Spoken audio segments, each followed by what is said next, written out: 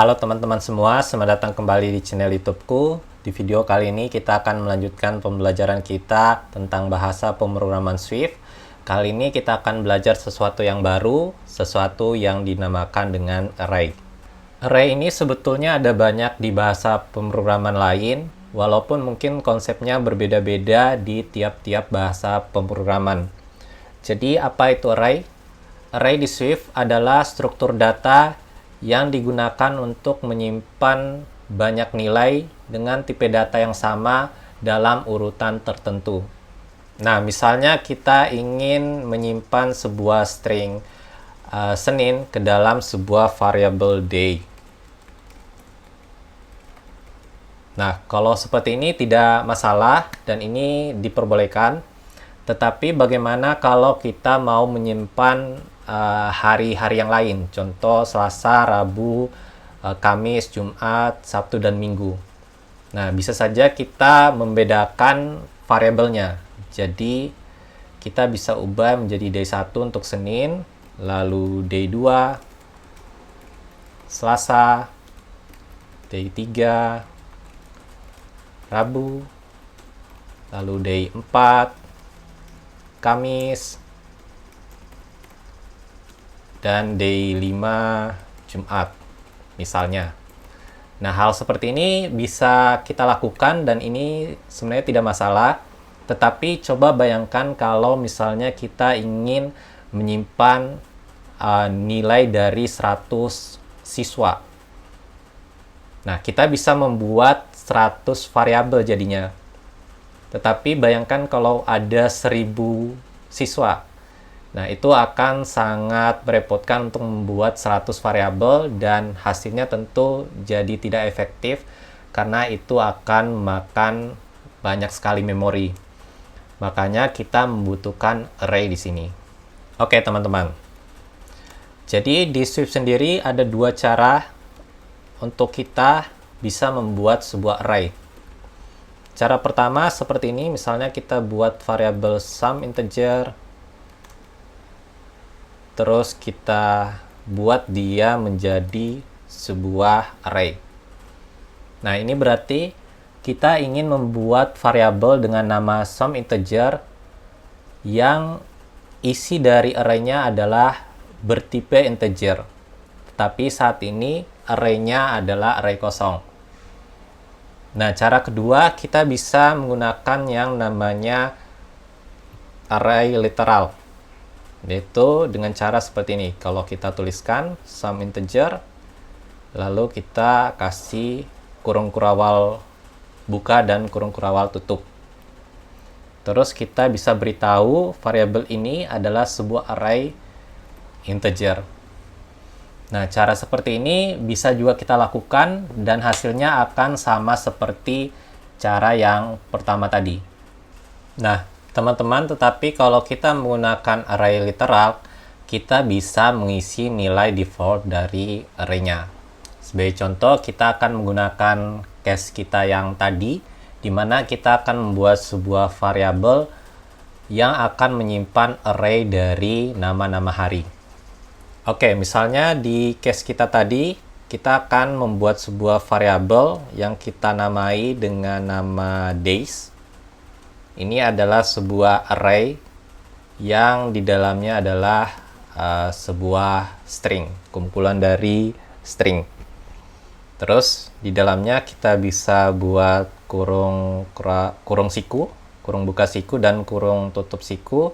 Lalu di dalamnya kita bisa kasih string Senin, lalu nilainya bisa kita pisahkan dengan tanda koma, lalu Selasa, Rabu, Kamis, dan Jumat misalnya. Nah, sekarang bagaimana kita coba cetak variabel array ini? Kita gunakan print isi variabel days, lalu kita juga bisa cetak panjang dari array tersebut. Kita akan menggunakan property count, jadi panjang array-nya kita pakai properti count. Lalu codingan kita bisa kita jalankan. Nah, hasilnya akan seperti ini. Isi variabelnya adalah array kita tadi. Lalu panjang arraynya ada 5 karena ada 5 string. Begitu teman-teman.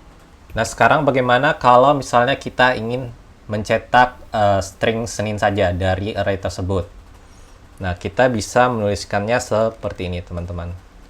Misalnya kita print hari, lalu array-nya, lalu kurung siku dan kurung siku tutup, lalu 0.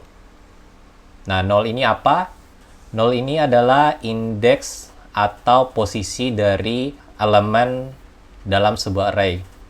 Nah, di Swift sendiri, indeksnya itu dimulai dari 0. Jadi, kalau kita mau mengakses string Senin ini, kita perlu menuliskannya indeks ke 0. Kalau Selasa, indeksnya jadi 1.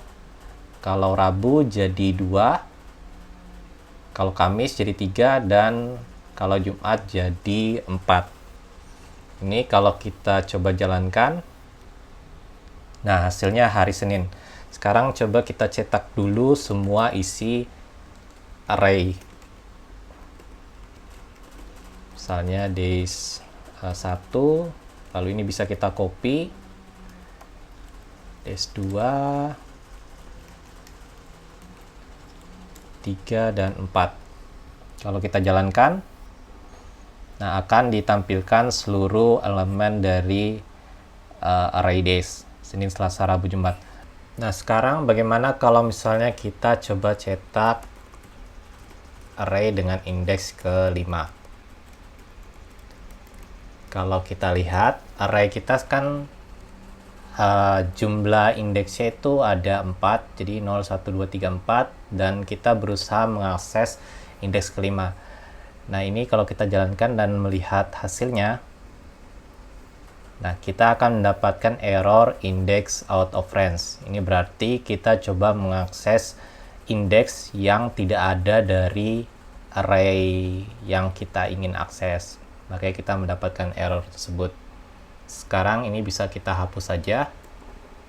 Nah, bisa teman-teman lihat, kita mencetak isi dari array tersebut menggunakan sintaks yang sama. Sekarang bagaimana kalau misalnya kita mencetak isi array tersebut menggunakan perulangan sesuai dengan video yang sudah kita pelajari sebelumnya. Jadi codingan ini bisa kita hapus, lalu kita akan menggunakan perulangan for in. Misalnya for day in variable days, lalu kita print hari, lalu kita cetak isi array-nya. Nah, sekarang kalau kita jalankan, hasilnya akan sama seperti yang tadi. Bedanya sekarang kita tidak perlu mencetak satu-satu isi variabelnya, cukup menggunakan perulangan for in. Jadi seperti itu kalau kita menggunakan array di Swift. Kalau teman-teman ada pertanyaan, silakan tanyakan di kolom komentar di bawah. Kalau tidak ada, mungkin terima kasih sudah menonton video kali ini. Sampai ketemu lagi di video berikutnya.